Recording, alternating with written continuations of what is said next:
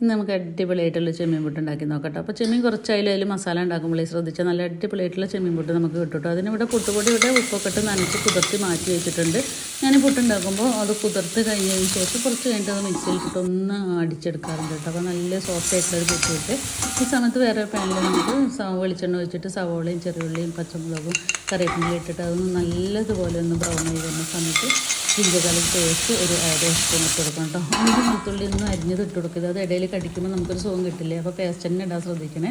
അപ്പോൾ ഇതിൽ നമ്മൾ പുളിപ്പിന് തക്കാളി മാത്രമേ ചേർക്കുന്നുള്ളൂ. അപ്പോൾ 2 സവോളയ്ക്ക് ഒരു ചെറിയ തക്കാളി എന്നുള്ള കണക്കിന് എടുത്താൽ മതി. പഴുത്ത തക്കാളി എടുക്കാൻ ശ്രദ്ധിക്കണം. അപ്പോൾ അത് നല്ലതുപോലെ കുഴഞ്ഞതിന് സമയത്ത് ഫിഷ് മസാല, മഞ്ഞൾപ്പൊടി, മുളക് പൊടിയൊക്കെ എരിവിന് ആവശ്യത്തിൽ മുളക് പൊടിയൊക്കെ ഇട്ടിട്ട് നല്ലതുപോലെ അതിൻ്റെ സ്മെല്ലൊക്കെ പോയ സമയത്ത് ഉപ്പൊക്കെ ഇട്ട് കറക്റ്റ് ചെയ്തിട്ട് ഇതിൽ നമ്മൾ ചെമ്മീൻ ഇട്ട് കൊടുക്കണം കേട്ടോ. അപ്പോൾ ചെമ്മീൻ ഇട്ട് കൊടുത്താൽ എല്ലാവർക്കും അറിയാമല്ലോ, കൂടുതൽ സമയം വെന്ത് പോകരുത്, അതിൻ്റെ സോഫ്റ്റ്നെസ് പോകും. അപ്പോൾ തന്നെ പെട്ടെന്ന് 3 മിനിറ്റ് കൊണ്ട് നമുക്ക് ആ ഗ്രേവി നല്ല തിക്കോട് കൂടിയിട്ട് കിട്ടും. അധികം വെള്ളം നമ്മൾ ആഡ് ചെയ്തിട്ടുള്ളൂ. അപ്പോൾ നമ്മൾ ചെമ്മീൻ പുട്ട് നമുക്ക് ഉണ്ടാക്കാം. അതിന് വേണ്ടിയിട്ട് പാത്രത്തിൽ നമ്മുടെ പുട്ടിൻ്റെ പാത്രത്തിൽ ആദ്യം തേങ്ങ ഇട്ട് കൊടുക്കണം. അല്ലെങ്കിൽ അതിൽ ശരിക്കും ആവി വരാൻ ബുദ്ധിമുട്ടാവുമല്ലോ. തേങ്ങ ഇട്ടിട്ട് മസാല ഇട്ട് പുട്ടുപൊടി ഫില്ല് ചെയ്തിട്ട് അങ്ങനെ നമുക്കതൊന്ന് ആവി വിളിച്ചെടുക്കട്ടെ. നല്ല ടേസ്റ്റ് അത് കേട്ടോ. അപ്പം ഇതുപോലെ എല്ലാവരും ഉണ്ടാക്കി നോക്കണം. ഇഷ്ടപ്പെട്ട ലൈക്കും ചെയ്യണം, സബ്സ്ക്രൈബ് ചെയ്യണേ.